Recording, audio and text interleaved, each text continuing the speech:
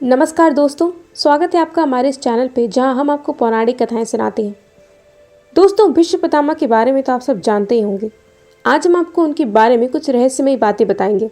उससे पहले आप हमारे चैनल को सब्सक्राइब जरूर करें और बेल आइकन को प्रेस करना ना भूलें। महाभारत के महायोद्धाओं में प्रमुख भीष्म पितामह देवी गंगा और राजा शांतनु के पुत्र थे।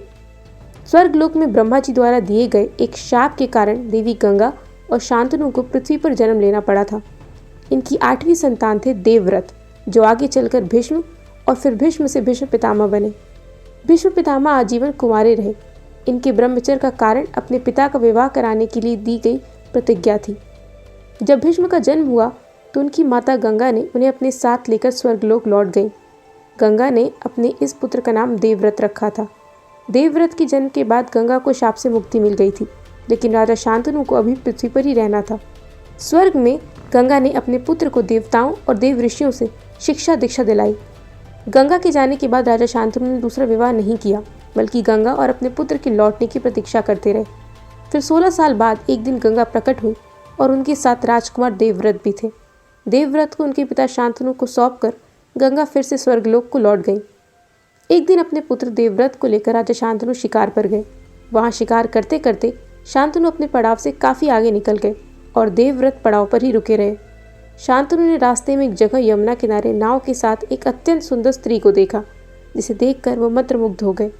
उस स्त्री का नाम सत्यवती था, जो कि स्वर्ग की एक अप्सरा थी, लेकिन एक शाप के कारण पृथ्वी पर जन्मी थी। राजा शांतनु ने सत्यवती के सामने विवाह प्रस्ताव रखा तो उन्होंने शांतनु से कहा कि विवाह के संबंध में आप मेरे पिता से बात करिए। राजा शांतनु अपने और सत्यवती के विवाह का प्रस्ताव लेकर उनके घर उनके पिता से मिलने पहुंचे। उनके पिता ने शांतनु के सामने शर्त रख दी कि वह अपनी पुत्री का विवाह शांतनु के साथ तभी कर सकते हैं जब वह ये वचन दे कि सत्यवती का पुत्र ही हस्तिनापुर का युवराज बनेगा। शांतनु ये वचन नहीं दे सकते थे, क्योंकि शांतनु अपने पुत्र देवव्रत को युवराज घोषित कर चुके थे। जब शांतनु इस शर्त को मानने के लिए तैयार नहीं हुए तो सत्यवती के पिता ने इस विवाह से इनकार कर दिया। शांतनु ने अपने दिल की बात किसी को नहीं बताई और खोए खोए रहने लगे। वह हर रोज़ यमुना के उसी किनारे पर जाते जहाँ सत्यवती बैठती थी और फिर पेड़ के पीछे बैठकर सत्यवती को निहारते रहते। अपने पिता को उदास देखकर देवव्रत ने पता लगाया कि आखिर पिता की उदासी का कारण क्या है। देवव्रत ने शांतनु के सारथी से उनके बारे में जानकारी ली और फिर सारथी को लेकर सत्यवती के घर पहुँचे। देवव्रत ने सत्यवती का हाथ उनके पिता से मांगा ताकि वह सत्यवती का विवाह अपने पिता के साथ करा सके। देवव्रत ने जब सत्यवती के पिता से उनका हाथ मांगा तो उन्होंने वही बात दोहरा दी जो उन्होंने राजा शांतनु से कही थी। इस पर देवव्रत ने कहा कि पिता, आपको ये वचन नहीं दे सकते क्योंकि वह मुझे युवराज घोषित कर चुके हैं, लेकिन युवराज होकर मैं आपको ये वचन देता हूँ कि मैं इस राज्य की कमान अपने हाथ में नहीं लूँगा और देवी सत्यवती का पुत्र ही युवराज बनेगा। इस पर सत्यवती के पिता ने कहा कि युवराज, तुम भी ये वचन अपनी तरफ से दे सकते हो, लेकिन तुम्हारी संतान की तरफ से ये वचन देने के अधिकारी नहीं हो कि वह आगे चलकर सिंहासन पर अपना अधिकार नहीं जताएगी।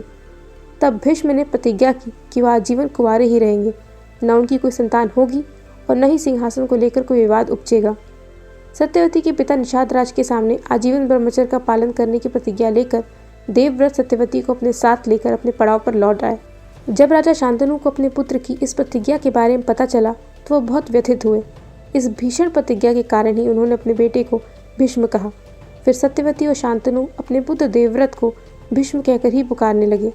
तभी शांतनु ने अपने पुत्र भीष्म को ये वरदान दिया कि वह जब तक चाहेंगे जीवित रहेंगे, उन पर मृत्यु का कोई वश नहीं होगा और वह अपनी इच्छा से ही मृत्यु को प्राप्त होंगे।